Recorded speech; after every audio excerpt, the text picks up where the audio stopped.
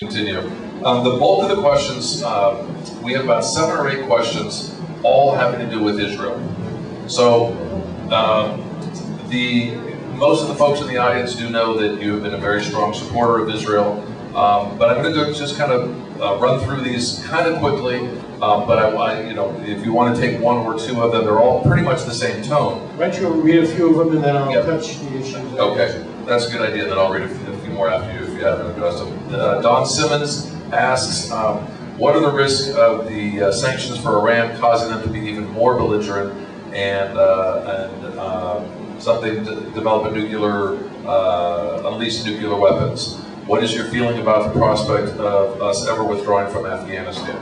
Malcolm McKay asks, what are the facts regarding Israel, the boarding of the boat from Turkey? Elke Heitmeyer asks, how do you justify American support for settlements in the West Banks that are declared illegal by the International Court of Justice, the UN Security Council, UN General Assembly, and the Israeli Supreme Court? Is that enough for now, or are you going to keep going? All right, let me just... Let me read one more while you're writing. Eugene Hernandez asks, were you elected to represent the citizens of Israel or Sherman Oaks? They keep going?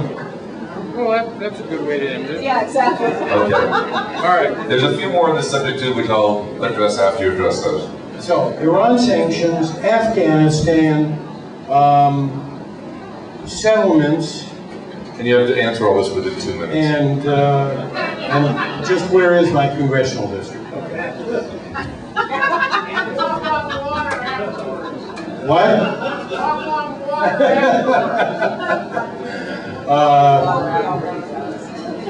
Separation of church and state.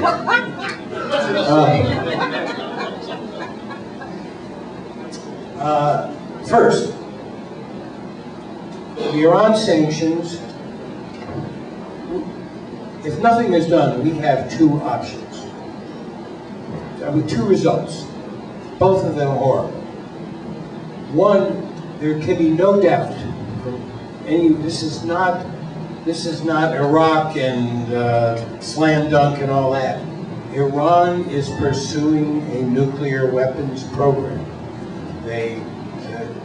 I can give you 20 reasons to demonstrate the evidence of that. For me, that is not an issue in dispute. We have 2 choices. One is, at some point, to ourselves or to let Israel go strike some of their nuclear facilities with all the negative consequences that will come from that, and there will be. No Israeli, no American who even supports an alternative will deny there aren't negative consequences, or even worse, have Iran with a nuclear weapons capability. I tried to give some of the reasons why I think that is just an intolerable consequence. President Obama comes in and tries a new policy. He says, all right, the old policy of isolation left us isolated. Iran was rising, most of the rest of the world was dealing with them. We alone were the ones trying to stop them. Obama says, let's try an approach that might work better. And he pursues an engagement where he offers to sit down, work on a whole range of the issues. And remember, this is a regime that stole an election in June of last year, that oppresses its own people unbelievably, that supports terrorism as much as any state in the world does. But the nuclear issue is so important, we're prepared to engage with you on that and other issues that you are concerned about, not just the issue we're concerned about. And let's that policy out there for a year, tries through private messages, public speeches to make this happen.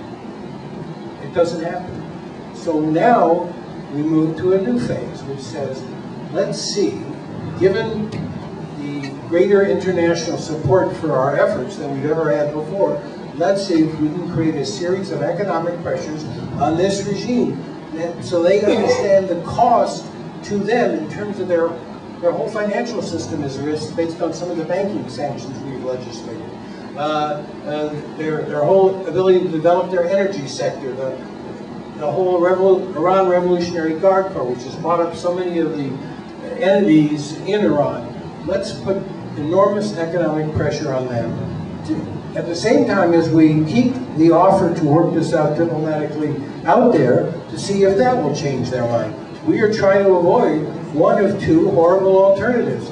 How could Iran act more belligerently than they're doing now? They're fundamentally arming, funding, and supporting terrorism in southern Lebanon with Hezbollah, in Gaza with Hamas. They're repressing their own people. They stole an election. They look at the arrests and the incidents of human rights violations and the executions that have occurred since that June election. They don't have a nuclear weapon yet, so I look at what they do and I say, if they get one, this ends in a horrible way. We got to try this. So I deeply believe in the sanctions policy. Afghanistan. Look, this is another hour discussion. I don't think things are going well right now. The counterinsurgency strategy has not secured many areas. The fundamental point of it's called the COIN strategy, but it's the counterinsurgency strategy. General Petraeus was the developer of it. It was utilized somewhat successfully in Iraq with the surge and a number of other things that went on. The key premise of that is you cannot win this militarily. You have to have the political support in country. You have to have a quality of governance that the people will respect. The quality of Afghan governance now, the corruption, the failure to implement things for the benefit of the people, the divisions, the clan rivalries have kept that governance component from happening. General Petraeus is over there now. He's going to implement this strategy. The support for funding this operation, which is $100 billion a year, $100 billion a year. Figure the rule of thumb, one troop is $1 million. 100,000, 100 billion. We'll see. There's going to be a strategy review. We're going to see what happens on some of these more recent efforts. But unless things turn around, we have to accept that this may not be doable. The fact is, the British, the Russians, and many others failed to do it in this country. But there are negative consequences for the alternative as well. There's horrible costs and lives and treasure for continuing on something that isn't working. And there are tremendous consequences for leaving. It creates a narrative that furthers the sort of jihadist cause. And right next to Afghanistan is a country called Pakistan. And Pakistan has nuclear weapons.